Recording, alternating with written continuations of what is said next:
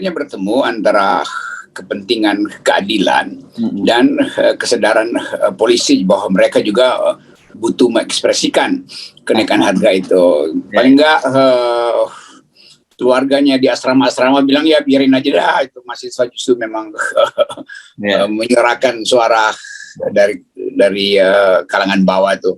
Kan banyak prajurit atau petugas Polantas yang juga masih kesulitan ekonomi. Jadi hal yang biasa aja tuh. Yang tidak biasa adalah sampai jam 9 malam tuh. Dan kita mungkin menduga bahwa ada pembiaran sedikit tuh untuk supaya ekstasinya itu, kegembiraan itu tidak terkumpul, biar dilepas saja lebih baik itu.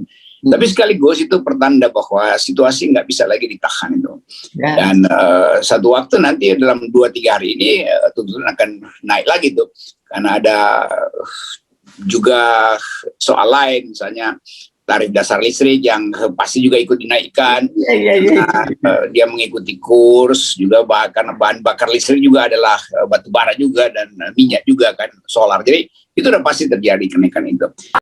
Ini kenapa tiba-tiba semua persoalan soalnya bertemu gitu, momentumnya gitu ya, padahal kan Pilpres masih 2 tahun lagi gitu. Ini memang betul-betul musim tahun politik seperti dikatakan oleh Puan Maharani, Ibu Puan Maharani, itu tiba lebih awal.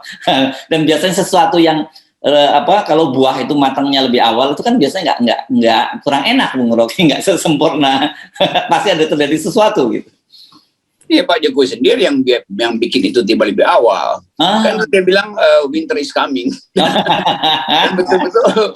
Mestinya winternya itu Desember, udah terjadi September tuh kan. Dan memang ini adalah soal kepemimpinan kan. Tetap Pak Jokowi adalah presiden, merangkap kepala negara, melangkah panglima tertinggi itu. Dan kesibukan Pak Jokowi kan bukan lagi melihat masalah perpecahan bangsa, masalah keretakan di TNI. Tapi dia justru menganggap bahwa kalau dia 3 periode jadi, ini bisa diselesaikan melalui jabatan baru dia sebagai presiden kan. Sekarang juga lagi diributkan. Nah, udahlah jadi wakil presiden pun nggak apa-apalah, kira-kira begitu pengertiannya. Tapi kita mesti lihat ini satu paket kekacauan ekonomi pasti akan mempengaruhi psikologi di kalangan militer. Maka militer juga mengalami sedikit ketegangan. Karena menghadapi potensi berantakannya ekonomi, itu artinya berantakannya kepemimpinan nasional, kan begitu kan? Lalu masing-masing jenderal mulai pasang stand, pasang posisi itu untuk mengantisipasi keadaan. Itu yang terjadi ya hal biasa. Dan kita tahu kalau negara mengalami ketidakstabilan, maka goncangan pertama adalah ketidakstabilan di kalangan militer. Itu yang selalu jadi sinyal tuh.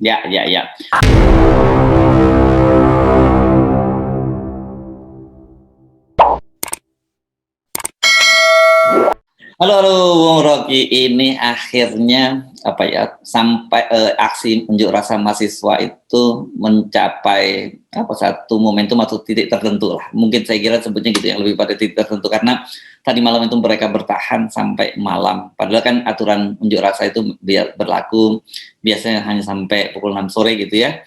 Dan tadi malam polisi membiarkan sampai sekitar pukul 21 lebih lah saya tadi malam di Patung Kuda itu, dan berlangsung cukup kondusif, aman, tidak terjadi kekacauan gitu.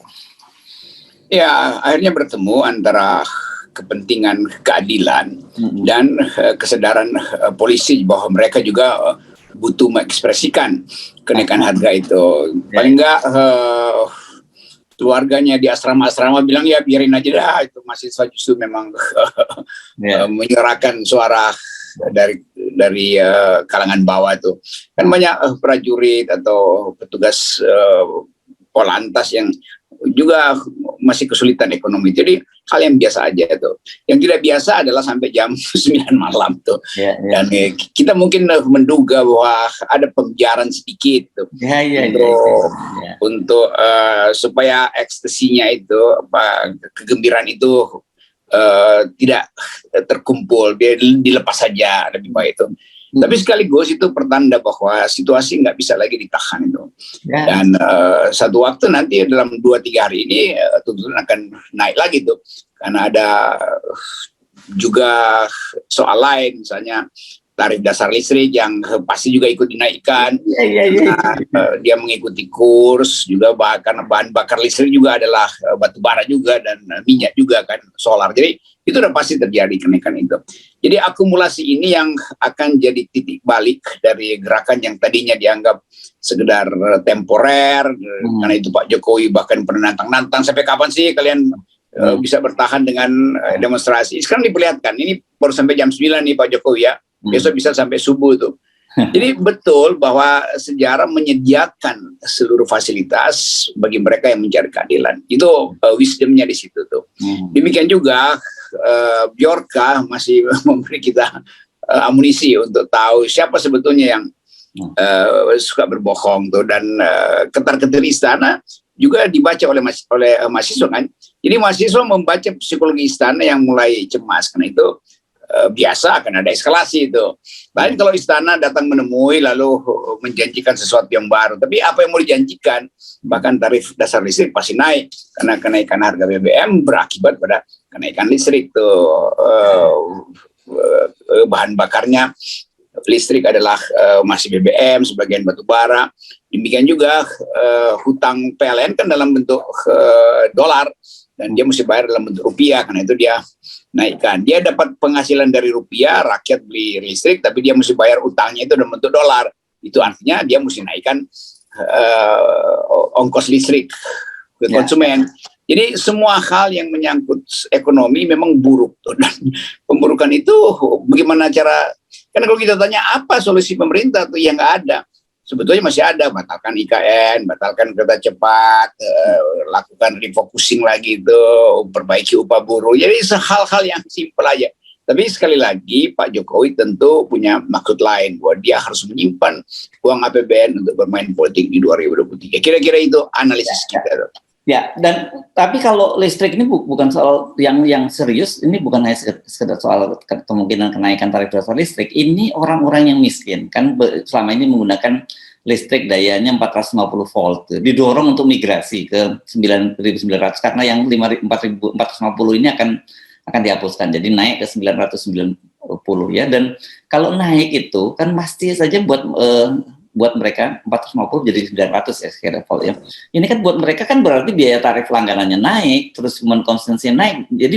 Jadi menurut saya ini memang nggak masuk akal juga ya kebijakan-kebijakan semacam ini. Udah disepakati loh oleh Badan Anggaran DPR dengan pemerintah soal ini, soal migrasi ke dari 450 volt ini. Itu juga mendorong daya beli juga nggak nyampe, dikasih 450 juga rakyat merasa gue mau beli apa dengan tambahan listrik itu, selain kan kalau misalnya diberi 900 watt ini tapi dia mampu untuk beli tambahan rice cooker misalnya, nggak ada soal. Tapi dia juga nggak bisa beli rice cooker padahal dia mesti bayar tarif di 950 kan. Nah itu konyolnya di situ kan. Bahwa dia kan insentif untuk menaikkan, artinya daya beli dia itu bertambah supaya dia bisa beli peralatan lain lebih produktif gitu ya, lebih produktif. Mungkin mesin penetas telur itu supaya dia bisa berbisnis, tapi dia nggak bisa beli mesinnya. Jadi buat apa dikasih listrik dinaikin tapi dia nggak bisa beli, sementara tarifnya justru naik ngikutin kapasitas voltage-nya itu, jumlah watt-nya. Ya, karena pasti tarif dasarnya antara 450 volt ampere dengan 900 volt ampere itu pasti beda kan gitu kan. Dan nanti belum lagi penggunaannya juga pasti beda gitu. Dan menurut saya agak nggak masuk akal kalau kemudian ini ya pendorongnya migrasi ini karena PLN kelebihan pasokan gitu, dan kemudian itu harus orang-orang miskin yang harus membelinya, kan lebih konyol lagi. Itu juga teori yang kita mesti uji, itu kelebihan pasokan dari mana sebetulnya tuh. Kan kita tahu ada pembangunan power plant baru. Juga bisa kita periksa kelebihan pasokan karena pengguna besar itu nggak bisa produksi sebetulnya kan, karena bisa. Ekonomi tidak ada permintaan. Atau mungkin pabrik-pabrik besar lakukan relokasi ke Vietnam, Kamboja, sehingga pabriknya memang nggak mengkonsumsi listrik lagi. Jadi kelebihan pasokan disebabkan karena pasokan yang ada tidak lagi dikonsumsi, bukan karena ada tambahan pasokan. Gitu cara lihatnya kan. Mungkin sepanjang Jawa Bali nggak ada tuh power plant baru tuh. Yang ada adalah deindustrialisasi sehingga pasokannya seolah-olah berlebih itu. Ya, dan problemnya dibebankan itu dikirim ke rakyat desa dengan konsekuensi naik kelas maka naik yuran. Ya, dan problem yang kita pahami juga kan selama ini kan mereka ini banyak kontrak-kontrak dengan IPP yang namanya Independent Power Plant atau listrik swasta. Ya. Dan kontraknya itu yang merugikan, disebut take or pay gitu ya. Artinya begitu kontrak lu pakai nggak pakai lu tetap bayar. Ya. Itu kan yang jadi konjol. Saya kira ini problem yang membuat nih PLN dan kita tahu belaka siapa pemilik IPP ini, Independent Power Plant ini, ya banyak pejabat-pejabat kita juga bekas pejabat gitu. Karena itu mesti diganti sebetulnya. PLN itu bukan perusahaan listrik negara, perusahaan tiang listrik negara. Ya, tinggal tiang listriknya aja sama kabel yang dia. Kabel ya, cuman itu aja lagi sekarang ya, betul itu. Jadi istilah itu punya negara udah nggak ada itu kan. Ya itu kalkulasi bisnis pasti bekerja di situ kan. Nah, BUMN seperti PLN yang harusnya mempertahankan harga dasar untuk menghidupkan ekonomi rakyat, ya udah nggak bisa karena dia harus dipaksa beli barang yang bahkan kalau dia nggak pakai dia udah bayar duluan tuh kan. Karena itu dia bebankan itu pada publik, pada konsumen kan. Di situ tidak adilnya tuh. Tapi udahlah, itu mau diapain lagi kan. Pemerintah memang pada akhirnya satu persatu kedunguan dia terbuka tuh, dan nggak ada jalan lain selain bertahan melawan demonstran yang makin lama makin kuat tuntutannya untuk ya udah percepat pemilu atau letakkan jabatan. Buruh juga akan bersama-sama di situ karena semua kita adalah konsumen sebetulnya. Pada saat yang sama kita nggak bisa akses lagi harga tuh, padahal kita membayar pajak tuh. Semua hal yang ada di depan kita bayar pajak tuh, dan pajak kita itu larinya ke IKN kan. Konyolnya begitu kan. Masuk keluar restoran bayar pajak, tanah segala macam, motor butut pun bayar pajak segala macam. Tapi kita dipaksa untuk membiayai sesuatu yang bukan kepentingan kita tuh. Ada urusan apa orang yang kredit motor bayar pajak dengan IKN tuh? Nggak ada urusan apa-apa kan. Dia punya motor karena dia mau menghemat, dan akhirnya dijanjikan pakai kereta cepat. Ya, kereta cepat juga mahal. Mending dia pakai motor mudik ke Indramayu misalnya.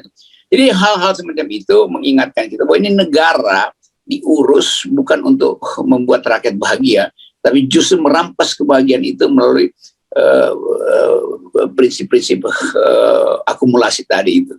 Dan hutang-hutang yang dibuat pemerintah tidak didasarkan pada kebutuhan rakyat. Lain kalau pemerintah berhutang, tanya pada rakyat, lu mau apa, gua hutangin ya. Ini dia bikin hutang suka-suka dia aja, hanya untuk pamerkan legasi dia. Ya. Dan ini kan sebenarnya dengan fakta-fakta semacam ini kita bisa menganalisis bahwa bahan bakar untuk demonstran itu bukan bahan bakar untuk demonstran itu banyak sekali tersedia, dan ini yang memungkinkan unjuk rasa itu akan terus berlangsung secara panjang gitu. Dari sana ya online transportasi itu. Ya. Dia saya tanya, Anda dari mana itu? Kenapa nyupir? Oh, saya lulusan Unpad. Jadi dia sarjana Universitas Pajajaran, pernah jadi banker itu, kerja di perbankan, tapi kemudian mengundurkan diri karena ketidakpastian status dia itu, lalu jadi supir kan. Jadi banyak orang yang juga mengalami penurunan kelas yang mengakibatkan kelas yang seharusnya ada di dalam kegiatan ekonomi itu turun lagi kan. Ya. Jadi kalau sarjana misalnya jadi ojol, itu artinya anak-anak SMA itu nggak bisa lagi masuk di ojol, maka dia turun jadi tukang parkir kan. Bayangin, anak SMA jadi tukang parkir, dan hak tukang parkir yang sebetulnya lulusan SD misalnya itu tidak hilang akhirnya.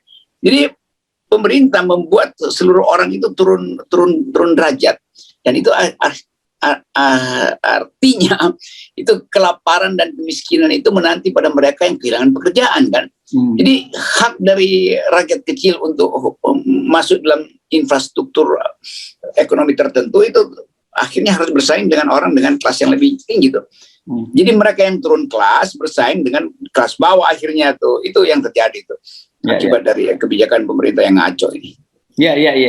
Dan unjuk rasa ini sekali lagi karena ini sudah, saya kira kan biasanya gitu, ada satu tahapan gitu ya.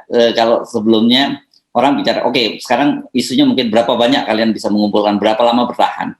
Tapi kemudian sekarang berapa panjang bisa melakukan unjuk rasa. Nah, sekarang saya kira ini menjadi momentum ini dengan melewat sampai malam begitu berjalan, dan ini bisa menjadi indikator banyak hal yang bisa kita baca dari sini. Iya, itu diperpanjang, itu artinya mungkin saya bisa menduga ada semacam perubahan elit atau cara elit pengawal ketertiban ini membaca situasi itu. Ya. Atau minimal kepolisian. Jadi mungkin udah ada riset yang menganggap bahwa ini nggak tertahankan, atau sebetulnya dengan memperpanjang ini maka perubahan politik bisa menutupi soal-soal yang lain yang ada sekarang itu. Kira-kira begitu kan? Ya, itu sebetulnya yang kalau kita eksplisitkan nanti seolah-olah kita sok jago bikin analisis. Tapi kira-kira begitulah sinyalnya tuh. Ya, makanya banyak faktor ketemu gitu ya yang menjadi, dan kita ingat juga kan, mesti kita ingatkan juga gerakan-gerakan mahasiswa pada waktu tahun 98 gitu ya. Bagaimana mereka bisa menjebol DPR, itu juga pasti ada faktor karena dari militer juga membiarkan pintu DPR terbuka masuk gitu ya kan. Nah, yang semacam ini kan juga terjadi, bisa semacam itu juga kan gitu kira-kira ya. Ya, itu rumus biasa kalangan militer terutama itu paham keadaan itu. Waktu 98 siapa namanya itu, Maijen atau Soeharto. Maijen Soeharto Marinir. Yang Marinir itu tadi dengan kuat memberi sinyal bahwa Marinir ada di belakang mahasiswa, itu artinya ada dorongan untuk mempercepat perubahan itu, dan itu yang membuat Marinir berhadapan-hadapan dengan TNI waktu itu dan Brimob bahkan tuh. Tapi kemudian Marinir memberi kesan bahwa mereka terpelajar itu, mampu untuk berdiskusi dengan mahasiswa yang lagi di jalan, damai. Nah, hal yang semacam itu bisa diulang lagi kan. Jadi keadaan kita itu punya tradisi bahwa kekuatan militer itu di satu waktu dia akan paham logika dari perubahan politik ini karena dia adalah bagian dari perjuangan rakyat, begitu kira-kira tuh. Bukan kita harapkan terjadi, tapi itu akan terjadi karena kemasukakalan dari gerakan mahasiswa ini dipandang dari sudut keadilan sosial. Jadi sejumlah aparat mungkin juga merasa memang berhak mahasiswa dan masuk akal yang mereka perjuangkan. Kan menuntut keadilan sosial ya hal yang justru semua orang inginkan itu. Ya. Dan yang kalau kita ngomongin tentara, kita memang nggak boleh juga nggak ngomongin soal yang lagi ribut-ribut nih ya. Siapa Pak Effendi Simbolon yang. Iya. Tentara ini heboh Bung Rocky, dan saya kira masih akan berlanjut ini karena dalam suatu saya lihat hari pertama kemarin hanya 1-2 video, tapi belakangan ini sudah makin banyak video, dan yang bicara itu bukan lagi level kopra, level perwira menengah, tapi sampai level kapten gitu, letnan, tapi sampai sekarang perwira menengah, bahkan sampai jenderal yang komentar itu ya, termasuk Pangdam Cendrawasih di Papua, termasuk juga ada Danrem yang di Banten yang pangkatnya jenderal juga gitu. Jadi ini juga jangan dianggap satu hal yang bukan hal yang begitu saja terjadi. Ini bisa menjadikan faktor juga perubahan-perubahan yang terjadi. Ya, ini ya kita paham ada sedikit ketersinggungan karena ucapan itu, dan esprit de corps dari militer muncul di situ. Dan saya perhatikan juga itu secara bertahap ada semacam keseragaman tuntutan dari kalangan tentara gitu. Itu bagus-bagus saja karena ada ekspresi dari tentara. Tentu tinggal ditanya itu ini dikoordinasi atau volunteer dari mereka yang merasa tersinggung tuh. Sampai di situ sih baik-baik aja tuh, dan itu hal yang harus diselesaikan. Yang harus kita cegah jangan sampai ada pasukan itu yang masuk di dalam kepentingan semacam ini kan.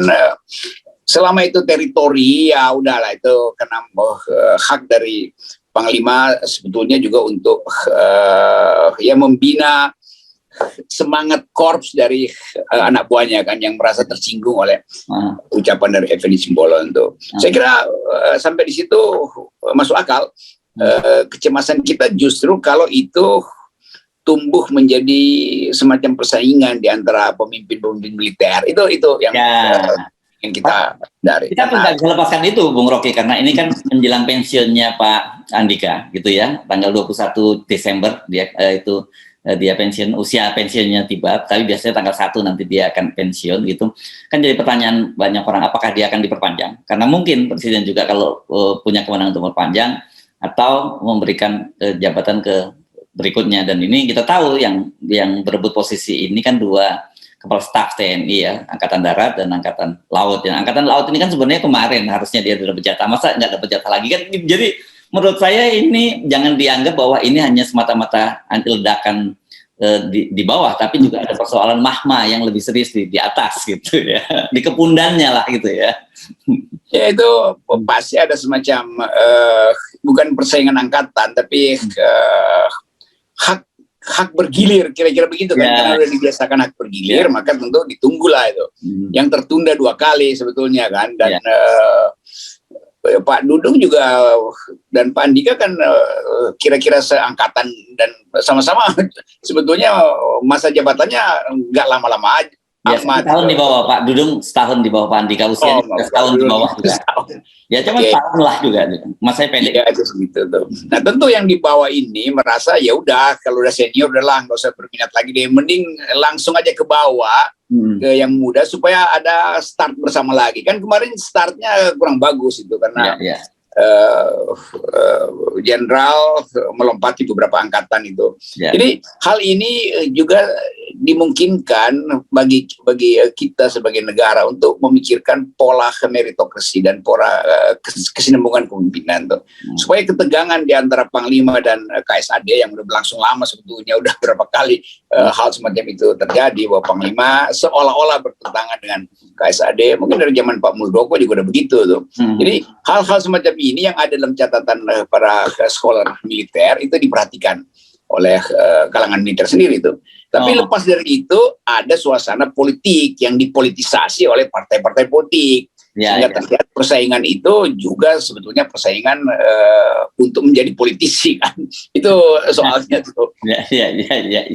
Oke, tapi ini kenapa tiba-tiba semua persoalan soalnya bertemu gitu, momentumnya gitu ya, padahal kan Pilpres masih 2 tahun lagi gitu. Ini memang betul-betul musim tahun politik seperti dikatakan oleh Puan Maharani, Ibu Puan Maharani itu tiba lebih awal. Dan biasanya sesuatu yang kalau buah itu matangnya lebih awal itu kan biasanya nggak kurang enak, Bung Rocky, nggak sesempurna. Pasti ada terjadi sesuatu gitu. Ya Pak Jokowi sendiri yang bikin itu tiba lebih awal. Kan dia bilang winter is coming. Betul-betul.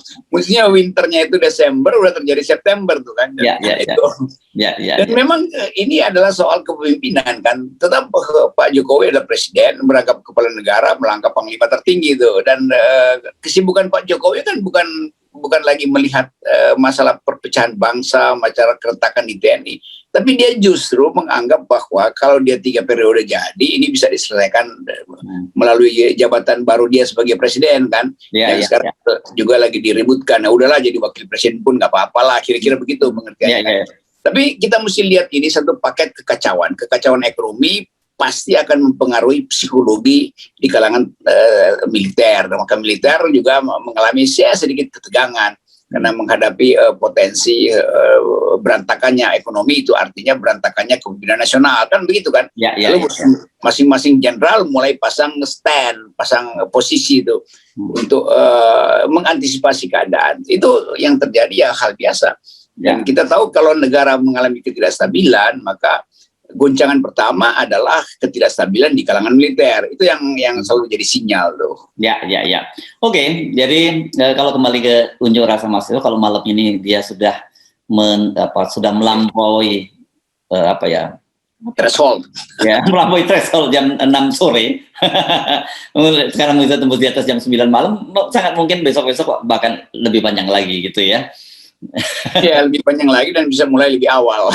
Oke. Baik, terima kasih. Yes. Terima kasih. Kawal gerakan mahasiswa juga dengan 0%. Dengan 0%, tetap kita kawal seperti itu ya. Oke, thank you Bung Rocky.